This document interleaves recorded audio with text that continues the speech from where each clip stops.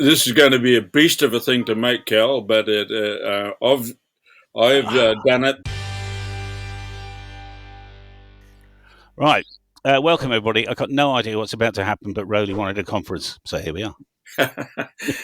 Well, g'day, Callum, and good morning to you, John. Well, Callum and John and I have been working in the background, as you know, doing a whole lot of secret squirrel type stuff, and particularly with the DX Commander series of antennas. So not just looking at just the one, we've discovered that what our research has done and the development that we've done will apply to all of the products, which is we've just discovered that over the last couple of days, and this is really, really good. Okay. Callum, the dream has been, has it not, to get a couple of DX Commander products and phase them. Yeah. Right? Yeah. And we have been quite successful over that, as you know, and I've sent you a couple of PSK shots there the other day, one into Europe, which is quite amazing. It just looks like a red carpet from here to Europe. And I sent another one to John the other day, which is equally as good, a nice red carpet from here to the States. And it's all been achieved by phasing DX Commander. And so far, we've done that on single bands. Well, hold on to your coffee, mate. We have now discovered a system and a way of being able to have all bands 40 through to 10 phased, and without having to shift poles and so on like that. Yeah. Okay. And so funny. You shove two DX Commanders up and put them in the right place. John's got all the bits and pieces. That'd be better than me just trying to show it to a camera here. And show the first slide there, John, with the two verticals. There you go, Cal. Now they are spaced 7.8 meters apart. Wow. And two identical DX Commanders, whether it be a classic, a expedition. I've done it with an expedition. The results you saw the other day were two expeditions. Two of them built identically, spaced 7.6 meters apart. And then comes the magic and of what we have to do, and it's you rascals! It is. It is. It is complex. It is very complex. But, John, if you got the you want the network, the one with the switching network. Yeah, there it is. Let me zoom it in real quick. Hang on. This is going to be a beast of a thing to make, Cal, but I've done it with. Wow. I've done it a band at a time, right? Single band at a time. So the concept is proven. I haven't made a switch boxes yet. The finances are pretty steep in making a box like this. It really is, but it works. So if you take just the 40-meter section, just zoom on the 40-meter switch there, if you can, John. Are you able to do that? Yep. Bear with me a second here. Okay, so there's 40 coming off the TX. Okay, so we come in at the bottom. Come into the bottom there, Cal, into where it says TX. Yeah, that goes off to your shack at any length. Right? Yeah. Just and then up to that first switch, which could be a manual 4-way switch. Although I'm putting it into a box with an auto switch, so that when you go onto whichever band, it'll select whatever band you want. Okay. But I've done all this manually at the moment. We haven't made the actual box, but we've done it manually to prove that it works. Yeah. So you switch it over to 40 meters, right? Yeah, so that's one at a time, or all of them? Just one at a time. Yeah, okay. So right? Select the 40-meter band, and all the other ones are open. So now we shoot up that 40-meter leg. All the other legs are dead. So we're looking at the 40-meter leg. Indeed. And then we come to a T connector, and this is where the magic happens. God, right? I think I'm getting there. Those two red lines. Yes. are actually quarter wave, cut at quarter wave length Let's factor. out of 75 ohm cable. Yep. Right? Yeah. Except a little bit of magic on the right-hand leg. Yes. There is also an additional 50 ohm length of cable. Yes. Which gives us that degree of lead or lag, right? Mm-hmm. Right. Then we get to the next set of relays. Then we come up to the next set of relays, which, as they're switched at the moment, it'll fire the beam one way. Yeah, I'm just following the route. Yeah. Flick it up at the moment, and at the moment it'll feed the blue line. Yeah, bluey purple. Yeah. Right. And the yellow line will act as the go to the other one. It'll be delayed, right? Blimey if hell, we you flick the guys switch over the other way, then the opposite occurs. Yeah, because the different delay line will come into effect. Yeah. Exactly. Okay. You effectively switch the leg with the delay line from A to B and to B to A. Yeah, by using that new position relay. Yep. Yeah. Okay. Now that's the same for each of those 4 bands. Yes, so you specifically switch out 40, so it goes dead. Yeah. You go on to 20 now. Put 20 in, and then it's the same logic. Which now, instead of having 60... When you come up to the 20, you'll see a different delay in there. Yeah, indeed. 90 degrees now. The two phase lines are cut now for 20 meters, but that extra delay of 50 ohms in there to give us the required result. Wow. Now we're still tweaking the delays just a little bit. Roly tested with a set. I've modeled a couple different sets. Yeah. The patterns change a little bit, but I can show that to you in the model once Roly's done with the run through here. Yeah, there's a little bit of a tweak, but but nothing much. Okay, Cal. I suspect that even with the tweak, we won't notice a darn thing. To be honest. Yeah. So may I just ask a question then? That was based on about 7.5 meters. Did you say 7.8 meters? 7.8. Okay. Yeah, and so that never changes. Yeah. The radius never change. Nothing changes outside. The reason we went with 7.8. This little box in the middle is doing all the magic. Yeah. And now you don't have to faff around by getting the distances between the poles correct and all this stuff. Right? John, what were you going to say then? So the reason we went with 7.8 meters is we tried this at quarter wavelengths. We tried this at eighth wavelengths, and we kept running into problems with the patterns because somewhere along the line you end up with a half wavelength or a full wavelength of separation, and the patterns got all wonky. So it was funny. And Roly and I were texting back and forth, and we both came up with 3/16 at the same time. You're almost finding a prime number, aren't you? Yeah. So, or it's either pattern went wonky or feed impedances went way beyond anything reasonable or anything. But we found the mystery distance and it's working well. John, can we go through some of the patterns now, perhaps? Right. So this is 30 degrees phasing on 10 meters. Yeah. And we'll go ahead and run it. Yeah. Takes a little bit. Oh, I know. SWR is off just a little bit, but we can tweak that a little bit. Yeah. So there's our pattern. Now, it's not a great pattern. This is the worst one of the bunch. This is the worst of the lot. Okay. However, particularly with 10 as the way it's going at the moment, it's brilliant. It really is, Cal. Yeah. Oh, I see. It kind of squeezes out the sides. It just, I can't, for some reason, no matter how hard I try to change that phasing, I don't get much better of a pattern.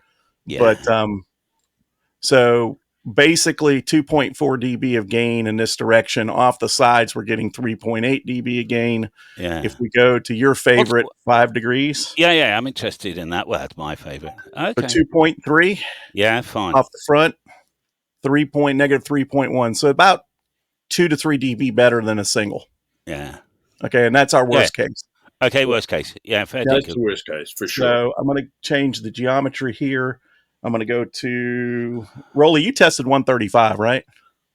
Is that what you worked on 15? For 15. Right. Ah, crap. 135. Okay. Calculate, and we'll use 21,200. And there's our pattern. Okay. Right. So 7.4. Now it's pretty high angle there. Pretty good front to back. But right? I can see elements of that 3/4 wave poking through there, can't you? Yeah. Right. So 2.2. Oh, that's quite nice in a weird way. Yeah. It is. Yep. It's so if you look at a 3D, you can see the bottom dB, kind of splays out. You get 4 or 5 dB front to back. Yep. And then a little bit of low back, which you can switch over between left and right. Yeah. Yep. It's very, very useful. Yeah. Right. So I'm going to switch to 90. Is it for 20 meters? I'm going to try at 90 at 20. We'll look at it at 105 too, because that was the first iteration. But this is 90 degrees. Yeah, I did 90 actually, John. Okay. So there's 90. Oh, I see it. So 3.5 on the front, -5 on the -0.5 on the back. Yeah. Elevation at 5. And we're getting 3.4 and 7.0. So yeah, okay. Yeah. There's our 3D. Right? Wow. And then the geometry on 40, we change this to 60. This is my calculations. Okay. Yeah. So Roly did it a little different. We can show you those patterns as well. So here's 7150. Here's our far field plot. And the SWRs are good. Yeah, they're not bad, are they? Oh, that looks quite nice. Yeah. I did 90 degrees actually. Yeah, we'll put it at 90 degrees real quick. Let me do that so you can see that pattern. Uh-huh. And remember, Cal, this is all not shifting into the antennas around, right? I know. Look at the front to back on that. Yeah, That looks like a 2-element phase array, doesn't it? Yeah, it does. Yeah. And here's that's not the one I wanted to hit. Elevation 5 degrees. So you're -1.3, so you're 4 dB better. Yeah. Yep. And -17 on the back. Look at that. That talk about DX isolation, right? Yeah. 17, you 16 dB better. I couldn't hear you on that, Roly, on the back. Well, the other thing, of course, you got to remember where New Zealand is. I'm not not really interested in back to front ratio because my back is Antarctica. Yeah. Okay. Yeah. So I want everything skirting out the front. I am interested in a little bit of side to front ratio because that then gets rid of the JAs and you often said that. Yeah, you're 2 to 3 dB better on the sides.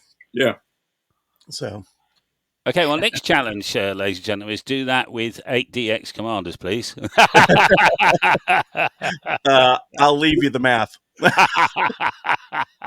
Now, I'm going to play around with it and see if I can't get 17 into this mix as well. I have a feeling it's going to throw everything into turmoil, but I'm going to look at 17. I took them out because I wanted, when Roly and I were talking about it, he said, let's just get the main bands. I know. Yeah. So we can certainly take a look at 17. Wouldn't be that much of a problem for me to feed it into the system. But that's what when I emailed you the other day.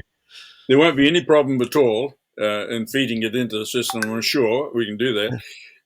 It just the costs start coming up pretty horrendous because now you've got to make another set of phase lines, another 50 ohm delay line, another switch. And the switches are blooming expensive, and etc. So, it's quite interesting actually because for the faint-hearted. No, it's not. Right? As a scientific piece of work, it is brilliant. And then you got to look at who would actually run with this. I mean, it's absolutely fact, and there are some people. It'd be a small minority. Mm-hmm. Particularly if it suits those people that have got this kind of bi-directional world that they live in. Yep. I'm kind of a 120 degree man because of Roly and North America. Yeah, it's just because what I like, But even so, it's fantastic. Well, certainly for the North American market and possibly even the Asian West Europe market, this would be absolutely fantastic. Yeah, particularly if they've got this.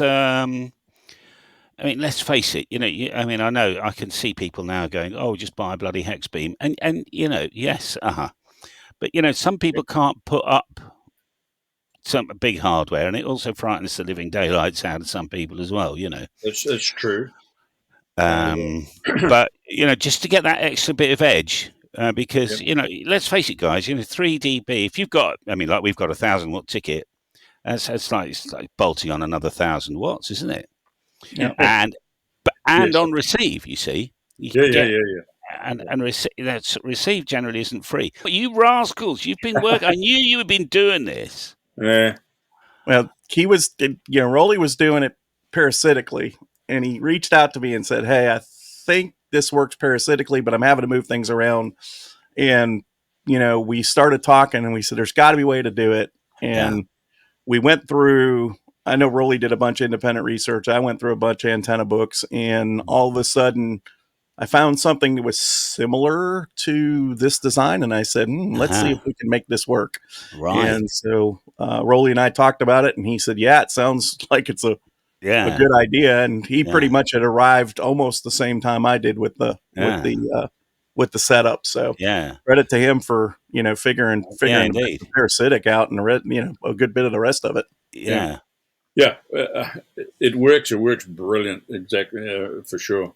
So, mate, and this was in your back garden, your backyard, Roly? Yes. Yeah. I'm fortunate that the shape of my backyard, the layout of it is, I can set this up, and it just gives me the right direction. At that 7 point whatever, that is that distance we never use, do we, for anything? So that's why it's working, I think. It's not a kind of harmonic half wave, quarter wave. It's one of those kind of prime numbers. Is it? Yeah. 3/16 of a wave on 40 meters. Okay. And then multiples of. Yep. Yeah. Who would have thought, huh? So it's been quite a very, very nice collaboration, actually, between John and myself. And John's done basically all the math of it, and I have a look at it and I go, the math works, and let's see if we can put something together and make it work from a practical point of view. And I've found that it takes a considerable amount of time, and you certainly have to have a good quantity of good quality 75 ohm cable, so that you know what you're playing with. Actually, that's the point. How much 75 ohm would that? All those four. Has anybody worked it out? Roughly? I had the numbers. Hang on a second. Roly and I talked about that. Was that via text, Roly, or was that via email this morning? Close to about 50 meters all told. Yeah. So you've got two quarter waves at 40, 2 quarter waves 20, 2 quarter waves 15, 2 quarter waves 10. Less velocity factor. Then you got a chunk. Then you got 50 ohm coax as well to go in there to make the delay lines.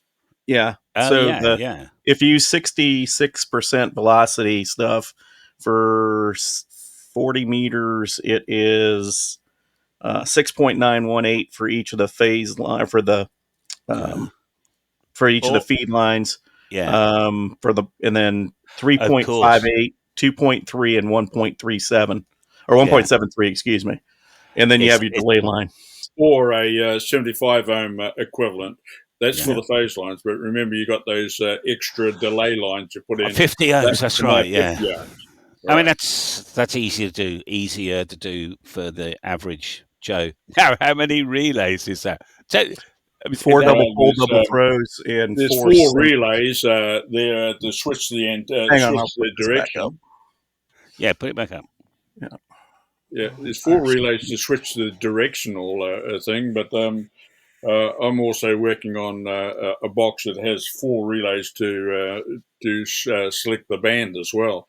So there's a total of 8 relays there, and they remember they've got to take a good chunk of current, 20, 30 amps or more at RF. So they're not cheap. No. So Callum, the relays that I sent you over in the box for the for the tri-element, those are the relays I would probably use for this. Now, if you're going to run only 100 watts, you can probably get away with 16 amp relays with no problem. Yeah. And then the relays at the bottom, again, they're single. You can do single pole, double throw, and those would be, the same ratings. They're going to go big wattage, 30 amps. If you're going to go low wattage, you can run 16 amps and be good with it. If I come around to sort of publish bits of this, when you look at high power relays for ham radio, and I'm talking the 1,000 to 1,500 watt range, it's like a chunky automotive relay work for that, or what spec do we look at for your average guy? Looking to do an experiment. Vacuum relays are probably the best way to do it, but they're stupid expensive. Right. Everything I've done has been with chunky automotive relay stuff. The stuff I sent over to you, I've got some solid state relays here I've been playing with, but I can tell you the solid state relays don't live anything above 100 watts. Yeah. Okay, fine. They tend to lease the genie after that. Yeah. I'll just record the whole thing anyway, just because I do, and then you need to record it. Yeah. Oh, okay, right, fine. Well, g'day, buddy. How are you? Well, I find it quite interesting that I'm in one side of the planet, you're on the other side of the planet, and John's kind of over here somewhere. John's somewhere between. I'm on my own planet. Getting us all in the one space at the one time is actually pretty good. Roly's disappeared. Roly, where'd you go? Roly, is your camera died again? I don't know. Something's died. No, don't worry. John, you look very cool today, sir. Thank you. I appreciate it. Oh, I had a fantastic 2,000 watt stream the other day. Yeah, I saw the 1,000 watt stream, and I was at the office. I couldn't get in. So. Don't worry. Yeah. It was good. I just went through, because I hear these call signs, and I haven't got the tech to know where they are at the time. Yeah. But I find, for some reason, I just find it really difficult to get all the way to the West Coast, the Pacific Northwest and all that. I just replayed my stream in fast forward and typed them all in. I was getting all the way to the West Coast. Getting to Hawaii, I find. I don't think I've ever had Hawaii. That's difficult for me, you cut it short, John. Thank you very much. John. Yeah, likewise. I've got to do a bit. Ro needs to go out. John needs to get up. Right, okay. Later, gents. 73. Cheers, so much. Thanks. Cheers, John. Cheers, Phil. Cheers. Thanks, Roly. See you. Bye. Thanks, boys.